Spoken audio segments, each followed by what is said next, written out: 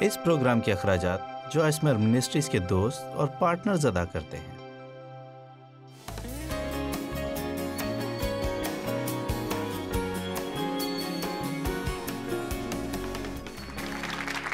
جی، آج کے پروگرام میں شرکت کرنے کے لیے شکریہ۔ ہم آپ کی موجودگی سے خوش ہیں۔ آج جس بارے میں میں بات کروں گی، جہاں تک میرا خیال ہے اس سے پہلے میں نے کبھی اس حوالے سے تعلیمی پروگرام نہیں کیا۔ اس بارے میں نے کئی بار بات کی اور ایسا کرنے کے لیے لوگوں کی حوصلہ افزائی بھی کی ہے، لیکن آج میں آپ سے شخصی بشارت کے بارے میں بات کرنا چاہوں گی کہ کس طرح ہم سب لوگوں تک انجیل کی خوشخبری پہنچانے کے لیے بلائے گئے ہیں۔ اس کے لیے ہمارے نام کے ساتھ ریورنڈ لکھا ہونا ضروری نہیں، تاکہ ہم یسوع کے بارے میں دوسروں کو بتائیں۔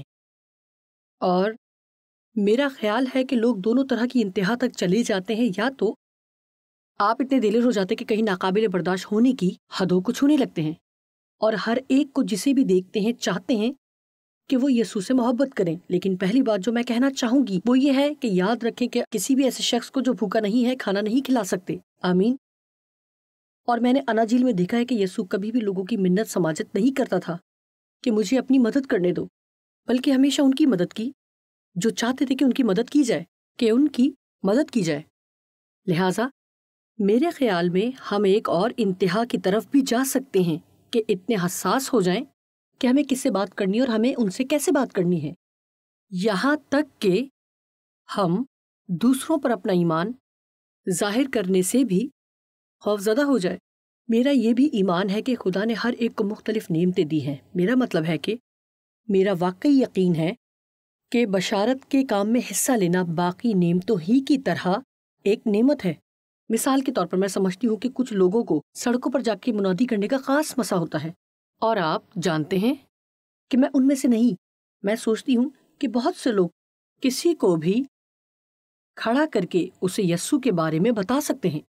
مجھے اپنی سہولت ڈھونڈنا ہوگی اور مجھے اسے سادہ بنانا ہے، اور میں یہ نہیں کہہ رہی کہ ہمیشہ ہی ہر کام میں ہی آرام ڈھونڈنا ہے، چاہے آرام ہو یا نہ ہو، ہمیں روح کی پیروی کرنا ہے۔ لیکن میں اس بات پر بھی ایمان رکھتی ہوں کہ جو کچھ بھی ہم کرتے ہیں، اگر خدا نے ہمیں وہ کرنے کی نعمت اور مسا بخشا ہے تو ہم کسی مشکل کا شکار نہیں ہوں گے، اور نہ ہی ہمیں غمگین بناتی ہے، اور نہ ہی حقیقتاً ہمارے لیے کچھ خاص مشکل ہوگی کہ یہ نہ کر سکیں، بلکہ یہ نعمت فطری طور پر ہوگی۔ لہٰذا سب سے پہلے میں یہ بات واضح کرنا چاہوں گی کہ ہم میں سے ہر ایک کو یہ کرنا ہے۔ بائبل کے مطابق یہ ہر مسیحی کی ذمہ داری ہے کہ پاک روح کے ساتھ مل کر کام کرنے کی خواہش کرے تاکہ دوسرے لوگوں کو یسوع مسیح کے ساتھ رشتے میں باندھ سکے۔ خدا کا عظیم کلام 2 کرنتھیوں 5 اس کی 18ویں آیت، اور سب چیزیں خدا کی طرف سے ہیں جس نے مسیح کے وسیلہ سے اپنے ساتھ ہمارا میل ملاپ کر لیا۔ لہٰذا خدا نے ہمارے ساتھ میل ملاپ کرنے کے لیے یسوع کو استعمال کیا۔ امپلیفائڈ بائبل میں جو لکھا ہے مجھے بہت پسند ہے، وہ ہمیں اپنے ساتھ ہم آہنگی میں لے آیا۔ دنیا میں بے شمار لوگ جو خدا کے ساتھ ہم آہنگی میں نہیں، اور ان کی خدا کے ساتھ کوئی مطابقت اور اتفاق نہیں ہے، اور ہمیں کوشش کرنا ہے کہ جہاں تک ممکن ہو سکے ان کی مدد کرے اور میل ملاپ کی خدمت ہمارے سپرد کی۔ اب اسے غور سے سنیں، کیونکہ یہ بات اس موضوع کے لیے بہت اہم ہے، اور وہ یہ کہ کام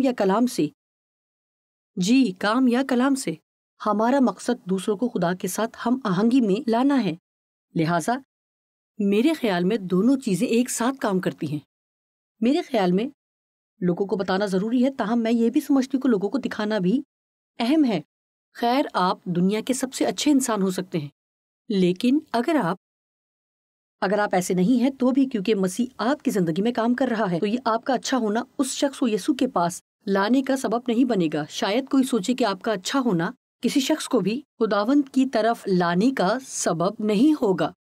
اسی طرح سے آپ اتنے دلیر ہو سکتے ہیں کہ جو بھی آپ کو ملے اسے انجیل کی خوشخبری بتائیں، اور یہ کہ یسوع نے آپ کے لیے کیا کیا کیا، اور یہ کہ کس طرح انہیں اپنی زندگی میں یسوع کو قبول کرنے کی ضرورت ہے۔ تاہم اگر آپ کی زندگی میں اچھے اعمال نہیں جو اس بات کی تائید کریں، تو شاید یہ اس سے بھی برا ہو سکتا ہے کہ آپ نے کسی سے کچھ کہا ہی نہیں، اور یہ ہمارے معاشرے میں ایک بہت بڑا مسئلہ ہے۔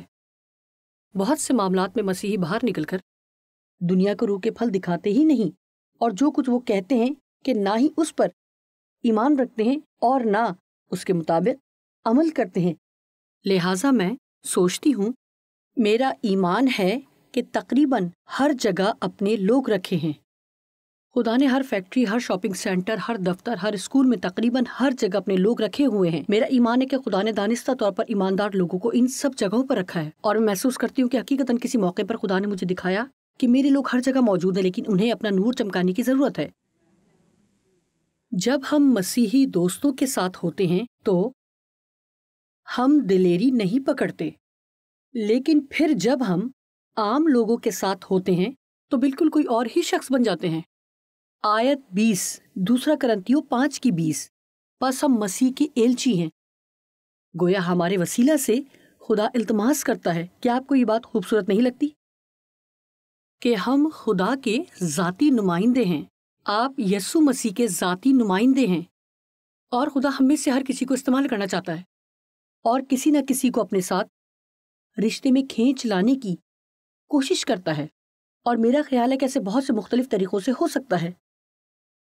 لہٰذا خدا التماس کرتا ہے، ہم مسیح کی طرف سے منت کرتے ہیں کہ خدا سے میل ملاپ کر لو. رومیو 1:16، کیونکہ میں انجیل سے شرماتا نہیں، اس لیے کہ وہ ہر ایک ایمان لانے والے کے واسطے پہلے یہودی پھر یونانی کے واسطے نجات کے لیے خدا کی قدرت ہے. لہٰذا میں صرف اس بات کی بنیاد قائم کر رہی تھی جس کے لیے ہم بلائے گئے ہیں، تاکہ لوگوں کو یسوع مسیح کے پاس لے کر آئیں.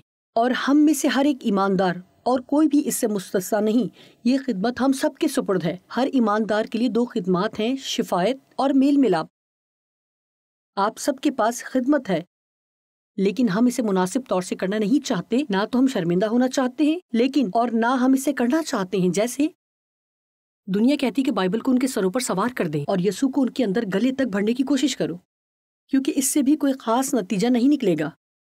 لہٰذا یسوع نے کہا کہ وہ ہمیں آدم گیر بنائے گا. یہاں ایک بہت اچھا خیال ہے کہ جیسے تمام سمندروں، دریاؤں اور بحروں میں مختلف قسم کی مچھلیوں کو پکڑنے کے لیے مختلف چارہ چاہیے ہوتا ہے. دیکھیے، میرے خیال میں دنیا بھی ایسی ہی ہے. ایک ہی چیز سب پر لاگو نہیں ہوتی ہے. ایسا نہیں کہ ہم جا کر بشارت کے کچھ خاص اصول سیکھ لیں. ان میں سے ہر کوئی کارگر ہو سکتا ہے، ان میں سے ہر ایک اچھا ہو سکتا ہے، اور ان میں سے ہر ایک کی کوئی نہ کوئی خاص جگہ ہوگی. لیکن اگر آپ غلط چیز غلط شخص پر آزمائیں گے تو حقیقت میں اسے یسوع کے قریب لانے کی بجائے دور بھگا سکتے ہیں. لہٰذا ہمیں ایسا سوچنے کی ضرورت نہیں ہے. آپ جانتے ہیں کہ ہمیں اس فرض کو پورا کرنا ہے، اور ہم یہ سب کچھ کر رہے ہیں، اور اس بات کے لیے بالکل حساس نہیں کہ خدا کیا چاہتا ہے کہ ہم اس بارے میں کریں. کچھ خاص مچھلیاں خاص موسم میں چارہ منہ میں ڈالیں گی. اور یہ بات بہت دلچسپ ہے، کیونکہ ہو سکتا ہے کہ ہم کسی کو مسیح کی طرف لانے کی کوشش کر رہے ہوں، کسی دوست یا اجنبی کو یا کوئی بھی، اور شاید یہ ان کے لیے مناسب وقت نہ ہو. اب آپ کہیں گے کیوں؟ میرا مطلب ہے کہ لوگوں کے لیے ہر وقت یا موسم مسیح کو قبول کرنے کے لیے مناسب نہیں ہوتا. ہر شخص کا اپنی زندگی میں خاص جگہ پر ہونا ضروری ہے. اپنی زندگی میں اس حد تک مایوس ہوں کہ تبدیلی کے لیے تیار ہوں، یا کسی ایسی صورتحال میں ہوں جہاں خدا ان کے دل پر کام کر رہا ہو، اور شاید انہیں کسی مایوس کن مشکل میں بھی پڑنے کی ضرورت نہ ہو. مجھے یاد ہے کہ ایک عورت نے ایک دفعہ مجھے بتایا کہ کیا آپ جانتی ہیں کہ میری زندگی بہت شاندار تھی، اور اس نے کہا میری زندگی میں سکون نہیں تھا، کوئی خاص بات بھی نہیں تھی جس سے میں پریشان ہوتی، بس میرے اندر اطمینان نہیں تھا، اور یہی بات تھی جو مجھے خدا کے ساتھ رشتے کی طرف کھینچ لائی. دنیا میں ایسے لاکھوں لوگ ہوں گے اسی طرح سے جو سکون میں نہیں ہیں، وہ خوش نہیں ہیں. اور میرا خیال ہے کہ ایک چیز جو مسیحی کر سکتے ہیں، ہر مسیحی یہ کر سکتا ہے، ہر ایک جو پروگرام دیکھ رہا ہے، ہم میں سے ہر ایک اگر اسے اپنی زندگی کا مقصد بنا لے کہ ہم دنیا میں خوش اور مطمئن نظر آئیں گے. دیکھیں، آپ جانتے ہی ہیں، صرف خوش اور پرسکون ایک نئی ذمہ داری، دنیا میں جائیں اور خاص طور پر کام پر جائیں تو خوش اور پرسکون ہوں، کیونکہ دنیا ایسی نہیں ہے، وہ ناخوش ہیں اور ان کے پاس اطمینان نہیں. اب ہم دنیا میں تو ہیں لیکن دنیا کے نہیں ہیں. اور میرا خیال ہے کہ اس سے قطع نظر کہ کیا ہو رہا ہے، ایک چیز جو لوگوں کی توجہ حاصل کرتی ہے کہ اگر آپ پرسکون، مطمئن، شادمان اور خوشی سے بھرے ہیں، اب میں بے وقوفانہ اور سرپری خوشی کی بات نہیں کر رہی، اور اگر آپ مستقل طور پر خوش مزاجی دکھائیں گے تو لوگ سوچیں گے کہ آپ کے پاس کیا ہے جو میرے پاس نہیں، اور آپ میں سے کیا چیز مختلف ہے. اور حقیقتاً میرا یقین ہے کہ اگر ہم دنیا میں جائیں اور ان کے اندر یہ بھوک پیدا کریں۔ آپ جانتے ہیں کہ آپ دنیا کا نمک اور نور ہیں، لہٰذا اگر ہماری زندگیاں لوگوں میں بھوک پیدا کرتی ہیں، اور آپ نے مجھے پہلے بھی یہ کہتے سنا ہوگا، لیکن میری زندگی میں اطمینان نہیں تھا۔ میں ایک ایسے گھر میں پلی جس میں ہر وقت افراتفری، چیخنا چلانا، لڑائی جھگڑے اور غصہ تھا، اور میں سچ کہوں گی کہ مجھے معلوم ہی نہیں تھا کہ سکون کیا ہے۔ میں واقعی نہیں جانتی تھی کہ سکون کیسا محسوس ہوتا ہے۔ جب میں نے ڈیو سے شادی کی تو وہ سراپائے سکون تھے، اور کچھ عرصے تک تو اس بات نے مجھے چڑھا بھی دیا، کیونکہ میں سوچتی تھی کہ ان مشکلات کی بنا پر جو ہمارے درمیان چل رہی تھیں، آپ کو مجھ سے ناراض ہونا چاہیے، اور وہ ایسا نہیں کرتے تھے۔ لیکن کچھ عرصے کے بعد اس چیز کے لیے جو اس کے پاس تھی میرے اندر بھوک جاگی۔ میں نے سوچا اگر یہ ان کے اندر ہو سکتا ہے تو میرے اندر بھی ہو سکتا ہے۔ لہٰذا آج آپ میں سے ہر ایک سے جو پروگرام دیکھ رہا ہے، میں کہوں گی کہ دنیا میں جائیں اور خوش اور پرسکون رہیں، اور پھر جب آپ لوگوں سے پوچھیں کہ جو کچھ آپ کی زندگی میں ہو رہا ہے، اس سب کے باوجود آپ کس طرح اتنے خوش ہو سکتے ہیں اور آپ کیسے پرسکون ہیں، آپ خوفزدہ کیوں نہیں کہ دنیا میں کیا ہو رہا ہے، تو پھر آپ کے پاس موقع ہوگا کہ کہیں کہ میں پہلے کیا تھا۔ اور میرے خیال میں لوگوں کو یہ بتانا کہ ہم پہلے کیسے تھے ہمیشہ اچھا ہوتا ہے۔ لوگوں کو یہ نہ سوچنے دے کہ آپ کامل ہیں اور آپ کے ساتھ کوئی مسئلہ نہیں ہے۔ میں بھی کبھی ایسی ہی تھی، میں بھی ہر وقت خوفزدہ اور فکروں میں گھری رہتی تھی، لیکن پھر یسوع سے میرا تعارف ہوا اور مجھے معلوم ہوا کہ وہ میرا اطمینان ہے اور میری امید اس سے ہے۔ اور دیانتداری سے کہوں گی کہ آپ کو اس سے زیادہ کچھ کہنے کی ضرورت ہی نہیں پڑے گی۔ اور اگر وہ شخص دلچسپی لے رہا ہوگا تو وہ آپ سے ایک سوال اور پوچھے گا، اور ہو سکتا ہے کہ اسی وقت نہ پوچھے، لیکن شاید بعد میں پوچھے، لیکن وہ آپ سے پوچھیں گے۔ اب میں کچھ کہنا چاہتی ہوں اور چاہتی ہوں کہ آپ اسے سمجھیں۔ میرے داماد نے مجھ سے کہا، اور میرے خیال میں یہ بہت ٹھیک بات ہے، اس نے کہا کہ وہ ایک مچھیرا ہے۔ اس نے کہا کہ میں اپنے بچوں کو اپنے ساتھ مچھلی کے شکار پر لے کر جاؤں۔ اس نے بتایا کہ وہ مچھلی پکڑنا چاہتے تھے لیکن شکار پر جانا نہیں چاہتے، اور میرے خیال میں بہت سے مسیحی بھی یہی کرنا چاہتے ہیں۔ وہ اتنا وقت لینے کو تیار نہیں جو کسی کی زندگی میں اس وقت تک لگانے کے لیے درکار ہوتا ہے، جب تک وہ اس مقام پر نہ پہنچ جائے جہاں وہ اس چارے کو کھانے پر راضی ہو جائیں۔ لہٰذا آج میں آپ سے کہنا چاہوں گی کہ کیا آپ لوگوں کی زندگیوں میں وقت لگانے کو تیار ہیں؟ کیا آپ جانتے ہیں کہ بعض اوقات ہمیں شاید، مجھے یاد ایک دفعہ میں نیسائی کو، جو کہ وہ ایک بہت بڑے استاد تھے، دیکھ رہی تھی، اور میں ان کی بات سے بہت لطف اندوز ہوئی۔ اب وہ اس دنیا میں نہیں، لیکن انہوں نے کہا اگر آپ واقعی دوسروں کی مدد کرنا چاہتے ہیں تو ہمیں ان کو ان کے مقام پر جا کر ملنا ہوگا۔ پہلے ہمیں انہیں اس جگہ پر نہیں لانا جہاں ہم اس وقت ہیں۔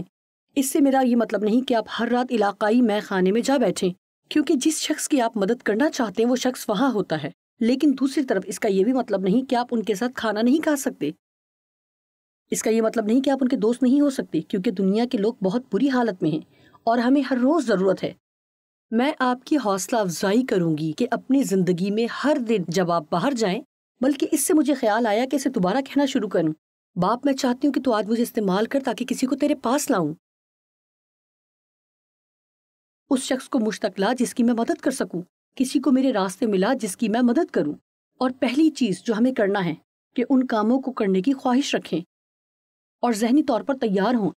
اور پھر جب ہم غیر نجات یافتہ لوگوں کے پاس جاتے ہیں تو اس سے پہلے کہ آپ ان کو یسوع کے بارے میں بتانا شروع کریں، آپ کو کچھ وقت ان کے لیے دعا کرنے میں صرف کرنا ہوگا تاکہ ٹھیک وقت پر ان کو چارہ ڈالیں اور وہ اسے کھا بھی لیں۔ باپ ان کے دلوں کو نرم کر ان کو اپنی طرز زندگی سے غیر مطمئن کر دے، اور ان کے لیے اپنے اندر بھوک پیدا کر اور ان کے دل کھول دے۔ خداون ان کی آنکھیں کھول۔ مجھے حال ہی میں یہ احساس ہوا کہ دنیا میں بہت سے لوگ بالکل اندھے ہیں، وہ ان باتوں کو سمجھتے ہی نہیں ہیں، اور بعض اوقات میں سوچتی ہوں کہ آپ کیسے ممکن ہے کہ آپ ساری زندگی خدا سے پیچھا چھڑانے میں گزار دیتے ہیں؟ بالکل میں سمجھ نہیں سکتی، اور یہ بس وہ بالکل اندھے ہیں اور بالکل نہیں دیکھتے۔ لہٰذا میں خدا سے مزید دعا کرنے کی ضرورت ہے کہ وہ لوگوں کی آنکھیں کھولے تاکہ وہ دیکھ سکے کہ ان کو کیا کچھ میسر ہے جسے وہ کھو رہے ہیں۔ میں آپ کو ایک کہانی سناؤں گی۔ جب میں نئی خداوند میں آئی، یعنی جو میں کہتی ہوں کہ میں نے خدا کے ساتھ ابھی سنجیدگی سے چلنا شروع ہی کیا تھا، تو میں ایک ایسے چرچ میں جاتی تھی جو بازاری منادی میں بہت سرگرم تھا۔ وہ لوگوں میں انجیلی لٹریچر بانٹتے تھے۔ میرے پاس ابھی بھی ایک ہے، مسکرائیے، یسوع آپ سے محبت کرتا ہے۔ اور گرمیوں میں نے خواتین کا ایک گروپ لیا اور ہم نے کوئی 10,000 پمفلٹ لیے اور گاڑی پر رکھ دیے، اور فنسٹون میں اپنی گاڑی اسٹور کی پارکنگ میں کھڑی کر دی۔ میرا ایمان تھا کہ میں نے جو کسی کی مدد کرنی تھی وہ کر دی۔ مجھے یوں لگا جیسے یہ وہ بات ہے جو خدا نے میرے دل میں ڈالی اور میں نے یہ کیا ہے۔ लेकिन एक और बात जो मैंने की कि मैं इससे मुतमईन नहीं थी, क्योंकि चर्च की तरफ से ही ऐसा एहसास जुर्म पैदा किया जाता है। अगर आपने ये नहीं किया तो आप दरअसल खुदा से प्यार नहीं करते। हमें इस बात का ध्यान रखना चाहिए कि लोगों को महज इसलिए एहसास जुर्म में मुब्तला न करें कि वो कोई काम इस तरह से नहीं करते जिस तरह खुदा ने हमें करने की नेमत दी है। और मैं एक बार फिर कहना चाहूंगी कि बाज़ औक़ात अगर हमारे पास कुछ करने की नेमत है तो बहुत आसान होता है कि हम दूसरों से भी वही तवक्को करने लगेंगे, बल्कि अगर वो उसे ना करना चाहें तो उनकी अदालत भी करने लगे। खैर, वो एक काम हमसे ये चाहते थे कि हफ्ते की सुबह सड़कों पर जाएं। हम सेंट लुइस के कस्बे के गुंजान इलाके में गए। लोगों से कहें कि यीशु आपसे प्यार करता है, क्या मैं आपको ये दे सकती हूँ? लिहाजा मैं गई और मैं वो पहला शख्स कभी नहीं भूलूंगी जिसे मैंने पंफलेट दिया। उसने मेरे हाथ से जैसे छीन लिया। ईमानदारी से कहूंगी, मैं खुद इस तरह की जाती बशारत या मुनादी से मुतमईन नहीं हूँ। अब नहीं मालूम कि मेरा ये बात टीवी पर कहना अच्छी बात है या नहीं, लेकिन मेरे ख्याल में ठीक है, क्योंकि मुझे लगता है कि हमें समझने की जरूरत है कि खुदा हम सबको इस्तेमाल करना चाहता है, लेकिन वो चाहता है वो हमें मुख्तलिफ तरीकों से इस्तेमाल करता है, क्योंकि दुनिया में बहुत मुख्तलिफ तरह के लोग मौजूद हैं जो बहुत मुख्तलिफ तरह के चारे को खाएंगे। और अगर हर कोई हर एक के लिए एक ही तरह का चारा इस्तेमाल कर रहा होगा तो फिर मछलियों की एक बड़ी तादाद होगी जो कभी पकड़ी नहीं जाएगी। लिहाजा हमें इस बारे में वाकई हसास होना चाहिए, ठीक है, कि खुदा मुझे कैसे इस्तेमाल करना चाहता है। मैं तो उस मकाम पर पहुंच चुकी हूं और मैं सच कह रही हूं। मेरा मतलब है कि तकरीबन 37 साल पहले की बात है, लेकिन मैं उस मकाम पर पहुंच गई जहां उन्होंने हमें इतना मजबूर किया कि इस बात को यकीनी बनाएं, जिस किसी से मिले उसे यीशु के बारे में बताएं। और मैं उस मकाम पर पहुंच गई थी जब मैं घर से निकलना ही नहीं चाहती थी, क्योंकि ये काम रूह की हिदायत से नहीं हो रहा था, बल्कि इसकी जड़ें एहसास जुर्म में थी। खैर, मेरा ख्याल था कि अगर मैं किसी को यीशु के बारे में नहीं बताती तो मैं यीशु से काफी मोहब्बत नहीं करती। मेरे लिए ये बात बहुत अहम है कि हर शख्स ज़ाती तौर पर बशारत के काम में शामिल हो, लेकिन मेरे लिए ये भी अहम है कि आप उस शख्स के लिए दुरुस्त रास्ता मुंतखब कर सकें, क्योंकि आप खिदमत करने की कोशिश कर रहे हैं। लिहाजा मैं आपको चंद मशवरे दूंगी जो तकरीबन आप सबके लिए ही आसानी पैदा करने का सबब बनेंगे। लोगों को अपने साथ चर्च आने की दावत दें। आप जानते हैं, सादा सा हाँ या ना, मैंने 9 बरस की उम्र में नई पैदाइश का तजुर्बा हासिल किया जब मैं घर आए रिश्तेदारों के साथ चर्च सर्विस में गई थी। लिहाजा आप नहीं जानते कि खुदा किस चीज को इस्तेमाल कर ले। लिहाजा दावत देने में कोई बुराई नहीं है। और अगर आप बाइबल स्टडी के एक छोटे ग्रुप में हैं तो इसमें लोगों को दावत दें। आप जानते हैं कि ये एक ऐसा माहौल होता है जिसमें लोग पुरसुकून महसूस करते हैं। अगर आप मेरी कॉन्फ्रेंस पर आएं तो किसी को दावत दें कि आपके साथ आए। मैं जब भी लोगों से ये कहती हूँ तो वो हमेशा हंसते हैं, लेकिन सच में ये एक अच्छी पेशकश है। उन्हें खाने पर ले जाने की दावत दें। मैं आपको बताती हूँ कि अगर आप उन्हें खाना दें तो वो कुछ भी करने को तैयार हो जाते हैं। लिहाजा उन्हें किसी अच्छी जगह ले जाएं और फिर कहें कि हम इस कॉन्फ्रेंस पर जा रहे हैं। और आप जानते हैं कि आप ये नहीं कह सकते कि आप सोचेंगे, अच्छा ये क्या सोचेंगे, जॉइस तो काफी मुंह फट है। खैर, आप जानते हैं कि वो क्या सोचेंगे। क्या आप जानते हैं कि ये वो जगह है जहाँ हमें दिलेर होने की जरूरत है। इस बात की फिक्र करना कि लोग क्या सोचेंगे हमारा काम नहीं। हमारा काम दावत देना है और आप किसी को मजबूर नहीं कर रहे। वो हाँ भी कह सकते हैं और ना भी, लेकिन कम अज कम आपने उन्हें मौका तो दिया। लिहाजा मैं आपका हौसला बढ़ाऊंगी कि किसी न किसी तरह इस काम में जरूर शामिल हों। एक और बात जो आप कर सकते हैं कि जब भी आप बाहर जाएं तो हमेशा अपने साथ कोई पंफलेट या किताब या इंजीली अदब रखें, जो भी आपके लिए आसान हो। जब भी आप बाहर निकलें, मेरी बेटी सैंड्रा की तरह वो हमेशा अपनी गाड़ी में मेरी किताबों से भरा हुआ बॉक्स रखती है। मिसाल के तौर पर वो एक केमिस्ट की दुकान से दवाइयाँ खरीद कर निकल रही थी। वो बहुत दोस्त परवर है। ओह, आप कैसे हैं? मेरा आज का दिन कुछ अच्छा नहीं था, बस बहुत बुरा गुजर रहा है। आप जानते हैं, हमें सिर्फ ओ बहुत बुरा हुआ से बढ़कर कुछ और कहने के लिए तैयार होना चाहिए। हमारे पास लोगों के लिए जवाब तैयार होने चाहिए, या कम से कम कहें। ये सुनकर मुझे अफसोस हुआ। मैं आपके लिए दुआ करूंगी और फिर ऐसा करें भी। आप जानते हैं कि किसी को सिर्फ ये कहना भी कि आप उनके लिए दुआ करेंगे, उनको खुदा के बारे में कुछ बताता है, कि वो उनकी फिक्र करता है। या आप जानते हैं, मुझे अफसोस है कि आप इतने मुश्किल वक्त में से गुजर रहे हैं। बस याद रखें कि खुदा आपसे प्यार करता है। आप जानते हैं, मेरे ख्याल में हमें इस तरह की सादा बातें करते हुए नहीं डरना चाहिए। अब ये सोचना कि लोग क्या सोचेंगे हमारे रास्ते में हाइल हो सकता है और बहुत बड़ा मसला बन सकता है। लिहाजा बहुत बार वो वापस अपनी गाड़ी की तरफ जाती है और मेरी किताबों में से एक उठा लाती है, और इससे ये फायदा होता है कि वो बात शुरू कर सकती है। ये किताब मेरी माँ ने लिखी है, आप इससे लुत्फानंदोज हो सकते हैं। मेरी एक अजीज दोस्त ने ये किताब लिखी है और मैंने सोचा कि ये आपको अच्छी लगेगी। क्या आप मछली के शिकार के लिए तैयार हैं या मछलियां पकड़ना चाहते हैं? लिहाजा मेरा ख्याल है कि ये मेरे लिए شخصی بشارت کا یہ ایک بہترین طریقہ ہے کہ میں لوگوں کے سامنے اپنی زندگی گزاروں اور بغیر ڈر یا جھجک کے انہیں بتاؤں کہ میں ایک مسیحی ہوں۔ آپ بہت دیر تک شاید میرے ساتھ نہ رہیں تاکہ یہ جان سکیں کہ میں خدا سے محبت کرتی ہوں، لیکن میں سمجھتی ہوں کہ روزمرہ کی گفتگو میں اس کے بارے میں بات کرنا، جیسے میں آپ کے لیے اور آپ کے گھر کے لیے دعا کروں گی، مجھے خوشی ہے کہ ہم خدا پر بھروسہ کر سکتے ہیں۔ ایسے چھوٹے چھوٹے بیانات جو آپ کے بارے میں بتاتے ہیں، اگر ہم ان کے بیج پھینکتے رہیں اور لوگوں کو بتائیں کہ ہم کہاں کھڑے ہیں اور اس بات کے لیے حساس ہوں کہ وہ شخص کس مقام پر ہے اور کیا وہ اس کے لیے تیار بھی ہے یا نہیں، کہ میں اسے کچھ کہوں، کیا مجھے کچھ دیر دعا کرنے کی ضرورت ہے کہ خدا ان کے دلوں کو کھولے، کیا مجھے ان کے لیے دعا کرنے کی ضرورت ہے کہ خدا ان کے دلوں کو نرم کرے۔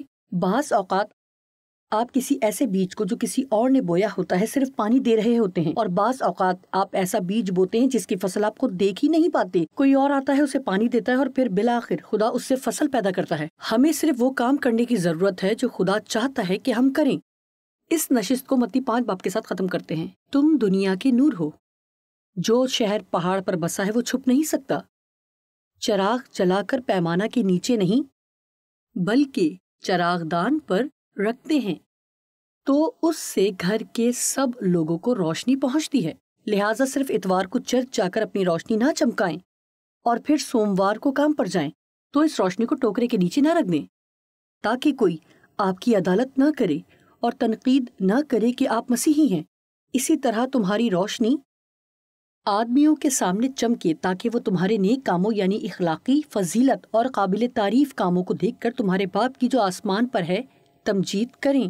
میں ہر وقت لوگوں کو یہی سکھاتی ہوں، گناہ گاروں کی خدمت کا یہ بہترین بلکہ ایک عظیم طریقہ ہے کہ جب وہ ضرورت مند ہوں تو ان کے کام آئیں، خاص طور پر ان کے لیے جو آپ کے لیے برے ثابت ہوئے ہوں، جنہوں نے آپ پر تنقید یا آپ کی عدالت کی ہو۔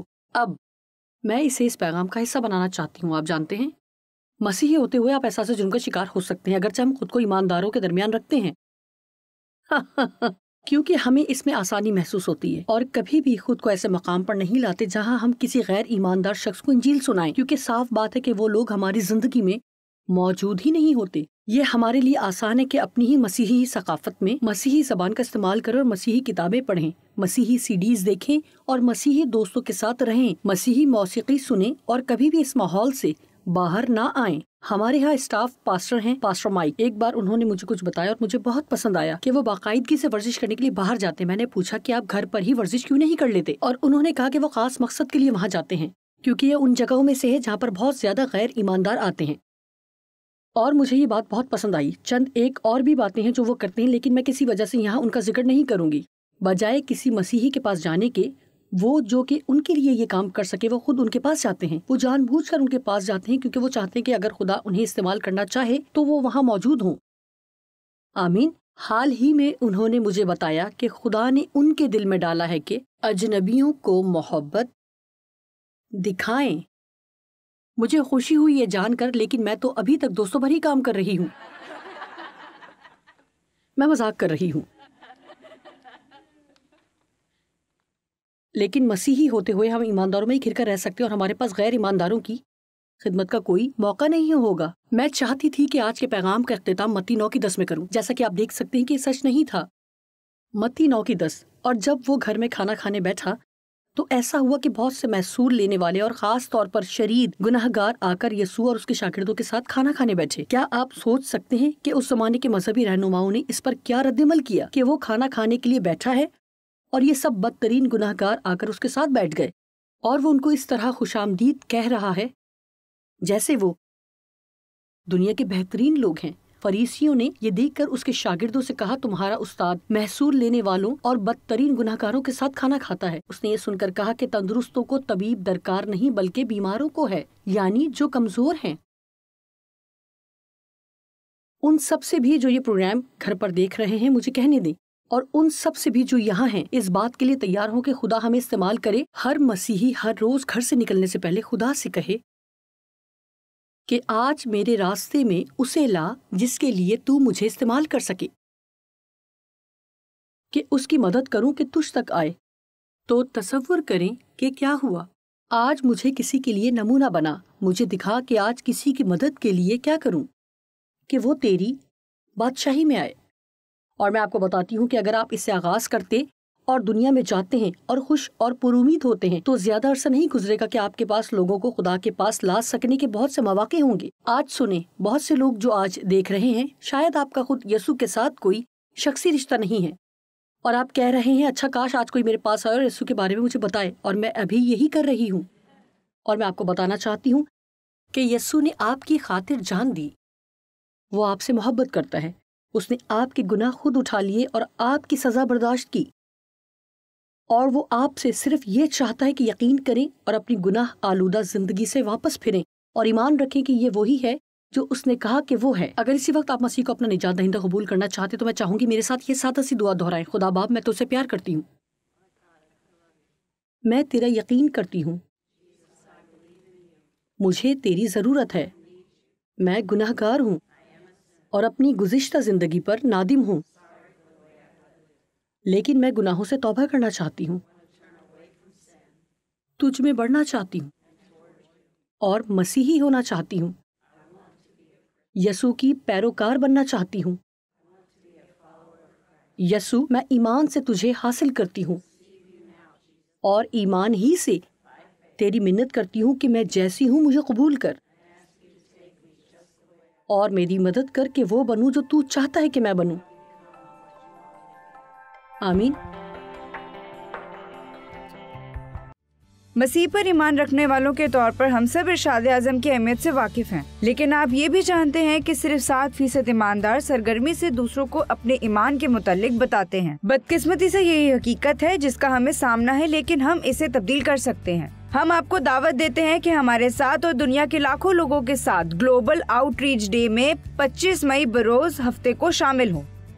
گلوبل آؤٹ ریچ ڈے کا مقصد بہت سادہ ہے، اس خاص دن پر انجیل کا پیغام کم از کم ایک شخص کو ضرور سنائیں۔ بطور مسیحی ہم سب کو گواہی دینا ہے کہ یسوع نے ہماری زندگی میں ہمارے لیے کیا کیا، اور یہ ہمارے لیے مشکل نہیں ہونا چاہیے۔ خدا کو صرف ایک فرما بردار اور رضامند دل درکار ہے۔ اس کے لیے آپ کو بلی گرام یا جوائس مائر بننے کی ضرورت نہیں، بلکہ جو ہے وہی رہنا ہے۔ لہٰذا دعا کریں کہ خدا کیا چاہتا ہے کہ آپ کس سے بات کریں، منصوبہ بنائیں اور اس پر عمل پیرا ہوں۔ ایک دن، ایک شخص، ایک پیغام، 25 مئی بروز ہفتہ۔